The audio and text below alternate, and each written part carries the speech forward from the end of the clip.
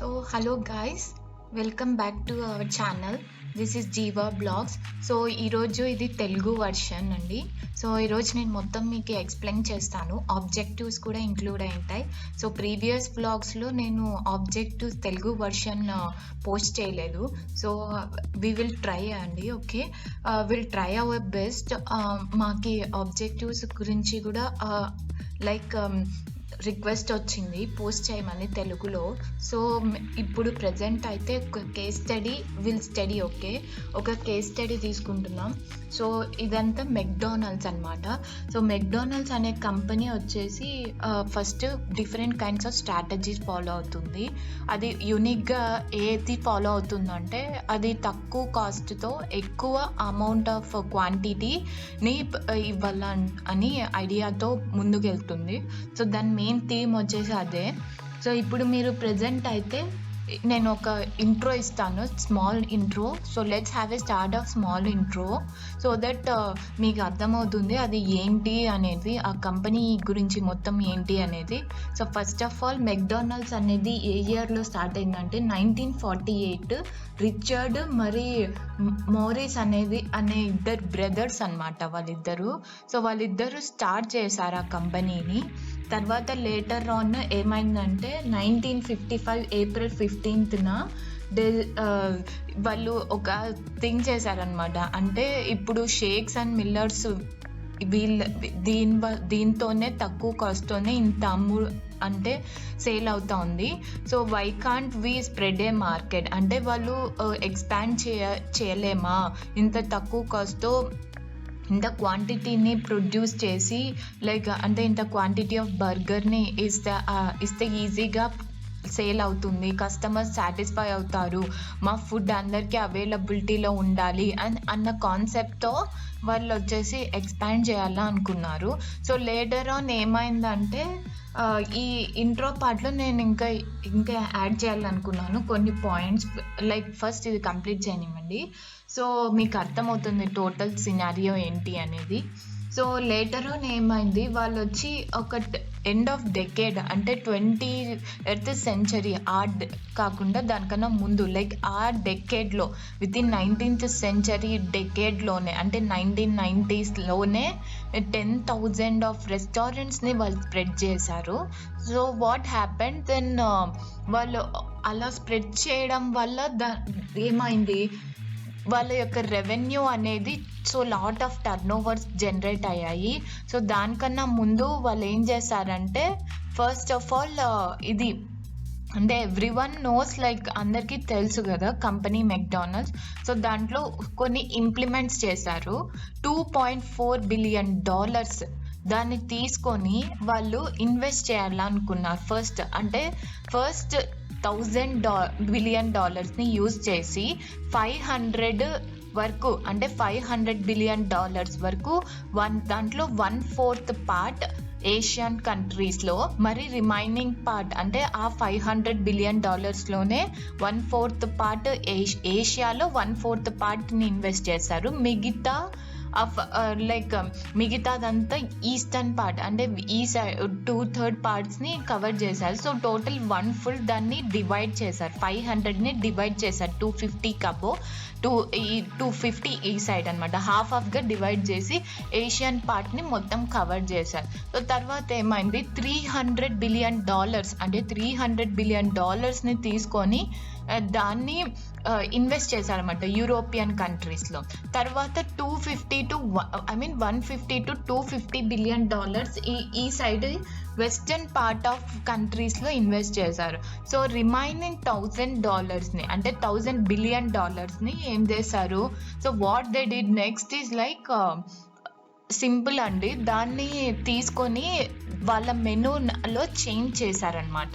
అంటే వాళ్ళ మెనూని అడ్వాన్స్గా కొన్ని ప్రోడక్ట్స్ అంటే కొన్ని చేంజెస్ చేసి దాన్ని ఇంప్లిమెంట్ చేశారు. సో దానివల్ల వాళ్ళకి 4 to 6% ఆఫ్ రెవెన్యూ జనరేట్ అయింది. సో ఇప్పుడు మీకు అది ఎక్కడెక్కడ ఇన్వెస్ట్ అయింది, ఏమేం చేశారు అనేది మీకు అర్థమైంది. సో ఇక్కడ నేను మెనూ చేంజ్ దగ్గర కొన్ని పాయింట్స్ యాడ్ చేస్తాను. వాళ్ళు ఏమేమి యాడ్ చేశారంటే హ్యాపీ మీల్స్ అనే కాంబోస్ యాడ్ చేశారు, బిగ్ మ్యాక్ అని చెప్పేసి ఎగ్ మఫిన్స్ కూడా యాడ్ చేశారు. బిగ్ మ్యాక్ అంటే I mean like egg muffins type. ఆ ఇయర్ వచ్చేసి 1973. సో వాళ్ళకి ఆ ఇయర్లో ఎక్కువ సేల్స్ అయ్యాయి జస్ట్ బికాస్ ఆఫ్ ఆ మెనూలో చేంజ్ చేసినందుకు వాళ్ళ టర్న్ ఓవర్ ఇంకా కొంచెం పెరిగింది. సో అబౌట్ 6 to 7% నేను ముందు చెప్పాను కదా, సో ముందు జస్ట్ ఇప్పుడే చెప్పాను కదా, 6 to 7% పెరిగిందనమాట. సో అదే టైంలో అంటే 1967 దానికన్నా కొంచెం ముందు కెనడాలో ఎక్స్పాండ్ చేశారు. సో కెనడాలో ఎక్స్పాండ్ చేసే టైంకి వాళ్ళకి టోటల్ అవుట్లెట్స్ వచ్చేసి 35,000 కన్నా ఎక్కువ పెరిగిపోయాయి బై 1988. అంటే మెనూ చేంజ్ చేయకముందు కెనడాలో ఎక్స్పాండ్ చేసిన తర్వాత మెనూ చేంజ్ చేసిన తర్వాత రెవెన్యూ జనరేట్ అయింది. ఫస్ట్ వాళ్ళ కాన్సన్ట్రేషన్ మొత్తం ఎక్స్పాండింగ్ మీద ఉంది. సో ఎక్స్పాండ్ అయిన తర్వాత అంటే డిఫరెంట్ జియోగ్రఫికల్ లొకేషన్స్లో ఎక్స్పాండ్ చేయాలన్న టార్గెట్ ఉందన్నమాట. ఆ టార్గెట్ అచీవ్ అయిన తర్వాత వాళ్ళు మెనూని చేంజ్ చేశారు. మెనూ చేంజ్ చేయడం వల్ల వాళ్ళ రెవెన్యూ పెరిగింది. రెవెన్యూ అది కూడా 5 to 6% ఆఫ్ రెవెన్యూ పెరిగింది. తర్వాత by the end of the decade అంటే 1988కి వచ్చేసరికి 35,000 అవుట్లెట్స్ వాళ్ళకి అంటే రెస్టారెంట్స్ ఎక్స్పాండ్ అయిపోయాయి. మినిమం 35,000. అది అసలు ఎక్స్పెక్టేషన్ కూడా హై ఎక్స్పెక్టేషన్స్, రైట్? అంటే ఎవరు ఊహించారు. లైక్ వాళ్ళ స్ట్రాటజీ చూడండి ఎలా ఉందో. సో ఫస్ట్ నేను మీకు ఈ ప్రాబ్లమ్స్ గురించి చెప్తాను. సో మీకు స్ట్రాటజీ ఏమేమి ఇన్వాల్వ్ అయ్యారు లేటర్గా చెప్తాను. ఈ వీడియోలో ఎండ్ అయ్యే లోపల మీకు అన్నీ అర్థమవుతాయి. సో ఇప్పుడు వరకు మీకు ఇంట్రో వచ్చింది, అది ఏం ఇన్వెస్ట్ చేసింది, ఎలా వచ్చింది అని. సో నెక్స్ట్ వచ్చేసి స్ట్రాటజీ ఇన్వాల్వ్మెంట్. మీకు అర్థమైంది. ముందు ప్రాబ్లమ్స్ ఫస్ట్ మాట్లాడదాం. సో ప్రాబ్లమ్స్కి వచ్చేసరికి ఫస్ట్ ప్రాబ్లం అది ఫేస్ చేసిందంటే ఒబెసిటీ. సో యూఎస్ఏలో రైజ్ అవుతున్నాయి అన్నమాట. కొన్ని సర్వేస్ చెప్తున్నాయి ఒబెసిటీ రైజ్ అవుతుంది. సో అందరూ హెల్త్ కాన్షియస్ అయిపోయారనమాట. ఒబెసిటీ అనేది ఎక్కువ పర్సెంటేజ్ అవుతుంది బికాస్ ఆఫ్ జంక్. ఇది మెక్డానల్డ్స్ వచ్చేసి జంక్ అండ్ ఫాస్ట్ ఫుడ్ సెంటర్కి ఫేమస్. సో అప్పుడు వాళ్ళు ఏం చేంజ్ చేశారు అంటే ఈ మెనూ చేంజ్ చేశారు. ఆ మెనూనే $2.4 బిలియన్ ఇన్వెస్ట్ చేశారు. Not million, $1 billion. Okay, $2.4 billion invest చేయడం వల్ల మెనూ అనేది చేంజ్ అయింది. ఆ మెనూ చేంజింగ్లో ఏమేమి యాడ్ చేశారంటే ప్లాంట్ బేస్డ్ అంటే బర్గర్ని ప్లాంట్ బేస్డ్ పైన లైక్ వీగన్ స్టైల్లో డిజైన్ చేసి మెనూని చేంజ్ చేశారు. సో అక్కడ ఒక ప్రాబ్లమ్ని ఓవర్కమ్ అయ్యారనమాట వాళ్ళు. అలా వాళ్ళు ఓవర్కమ్ అయ్యారు ప్రాబ్లమ్స్ని. సో తర్వాత ఏంటి నెక్స్ట్ ఇంకొక ప్రాబ్లం ఎంప్లాయీస్ సైడ్ నుంచి వచ్చింది. సో ఎంప్లాయీస్ ఏం చేశారంటే మాకు శాలరీస్ అనేది వేజెస్ అండ్ ఇన్సెంటివ్స్ అనేది తగ్గిపోయాయి. అంటే మెక్డానల్డ్స్ అంటేనే లో వేజెస్ అని చెప్పి వచ్చిందనమాట. ఒక లైక్ స్ట్రైక్ అంటే ఎంప్లాయీస్ అందరూ స్ట్రైక్ చేశారు మెక్డానల్డ్స్కి అగైనెస్ట్గా. సో అక్కడ ఎలా ఓవర్కమ్ అయ్యారు అంటే వాళ్ళకి కొంచెం యూనిక్గా లైక్ ఇన్సూరెన్సెస్ ప్రొవైడ్ చేయడం కానీ లైక్ టర్మ్స్ అండ్ ఇన్సెంటివ్స్ కానీ అడిషనల్గా యాడ్ చేయడం కానీ జరిగింది. అండ్ ఈవెన్ ట్రైనింగ్ కూడా యాడ్ చేసి ఎంప్లాయీస్లో అనేది ఇది I mean like faith develop చేశారనమాట. అది is a long process. So మీరు అసలుకి ఊహించుంటారు లైక్ ట్రైనింగ్ అండ్ డెవలప్మెంట్ దగ్గర వాళ్ళు ఎంత ఇన్వెస్ట్ చేశారా అని. So it is not easy. Okay, అదంత ఈజీ కాదు. అందరికీ లైక్ లో కాస్ట్ ప్రోడక్ట్ని డెవలప్ చేసి మరి లైక్ వాళ్ళకి క్వాలిటీ కూడా ఎక్కించి ఇవ్వాలంటే. మరి ఇంకొకటి ఏంటంటే ఈ ఒబెసిటీ కారణంగా వాళ్ళు ప్లాంట్ బేస్డ్ బర్గర్స్నే కాదు అలా I mean like plant like హర్బ్స్ని యాడ్ చేసి వెజిటేబుల్స్, ఫ్రూట్స్ అని not fruits vegetables and leafy థింగ్స్ని యాడ్ చేసి వాళ్ళు ఇది బర్గర్స్ని ప్రొడ్యూస్ చేశారనమాట, లైక్ సర్వ్ చేశారు. సో ఆ తర్వాత ఏమైంది, వాళ్ళు అదే దాంతోనే స్టాప్ కాకోకుండా ఇంకా లైక్ వాళ్ళ సోషల్ రెస్పాన్సిబిలిటీని కూడా స్ప్రెడ్ చేశారనమాట. సోషల్ రెస్పాన్సిబిలిటీ ఎలా స్ప్రెడ్ చేశారు అంటే సోషల్ రెస్పాన్సిబిలిటీ కింద పర్టికులర్గా వాళ్ళు హౌసెస్ అనేవి లైక్ కన్స్ట్రక్ట్ చేశారనమాట. అబౌట్ 350 హౌసెస్ని వాళ్ళు different throughout the globe లొకేషన్లో లైక్ కన్స్ట్రక్ట్ చేశారు so that any homeless persons are like any persons regarding can stay, అంటే వాళ్ళకి హోమ్లెస్ పర్సన్స్కి అదొక స్టే అనమాట యుఎస్ఏలో. సో యుఎస్ఏలో ఒకటి ఉందండి, హోమ్లెస్ అంటే హోమ్లెస్ పీపుల్కి సపరేట్గా హోమ్ అనేది లైక్ చారిటీస్ అనేవి ఉన్నాయన్నమాట. వాళ్ళకి ఎలా అంటే హోమ్ లేని వాళ్ళకి ఈ హౌసెస్లో స్టే చేయొచ్చు అని కొన్ని హౌసెస్ అనేవి లైక్ కన్స్ట్రక్ట్ చేశారనమాట. అలాంటి ప్లేసెస్లో వాళ్ళకి ఫుడ్స్ అన్ని ఫెసిలిటీస్ అన్నీ ప్రొవైడ్ చేస్తారు. సో అది అలా కూడా డిజైన్ చేశారు ఈ సోషల్ రెస్పాన్సిబిలిటీ కింద.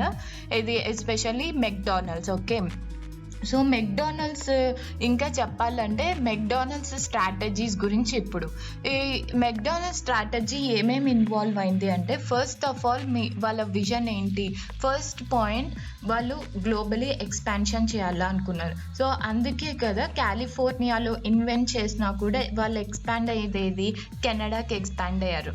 సో అగైన్ వాళ్ళ మిషన్ ఏంటి, లైక్ వాళ్ళ ప్రజెంట్ సినారియో గురించి వాళ్ళు అనాలైసిస్ చేసి ఆ స్టెప్ తీసుకుంటున్నారు.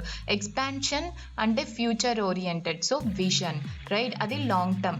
అండ్ మిషన్ వచ్చేసి ఏం చెప్తుంది, వాళ్ళు ఏ ప్లేసెస్లో ఎక్స్పాండ్ చేయాలా అనుకున్నారు. సో మిషన్ అనేది ఇంకా డివైడ్, అంటే ప్రజెంట్ సినారియో చెప్తుంది, అంటే వాళ్ళు ఏ ప్లేస్లో డివైడ్ చేయాలి అన్ని క్లారిటీ పెట్టుకొని సో కెనడాలో ఎక్స్పాన్షన్ చేశారు. సో వాళ్ళ నెక్స్ట్ స్టెప్ ఏంటి, ఫస్ట్ ప్రాబ్లం వచ్చేసి వాళ్ళకి ఒబెసిటీ అనేది రైజ్ అయింది. సో అక్కడ ఆ ప్రాబ్లం వల్ల వాళ్ళు present at this point of సిచ్యువేషన్లో వాళ్ళు ఏం డిసిషన్ తీసుకున్నారు, వాళ్ళు వచ్చి ప్లాంట్ బేస్డ్ హెల్దీ హెర్బ్స్ అన్ని యాడ్ చేసి బర్గర్ని ప్రొవైడ్ చేస్తున్నారు. అంతేకాకుండా ఒబెసిటీ ఫేస్ చేస్తున్నారని క్వాంటిటీ కూడా లెస్ చేశారు. తర్వాత ఫస్ట్ ముందు బల్క్ క్వాంటిటీ, అది కూడా 15 cents, వాళ్ళు స్టార్ట్ చేసింది కూడా 1948లో 15 centsతో ఒక బర్గర్ని ప్రొవైడ్ చేశారు. అది చాలా పెద్ద, కానీ ఇప్పుడు క్వాంటిటీ అనేది తగ్గింది జస్ట్ బికాస్ ఆఫ్ ఒబెసిటీ.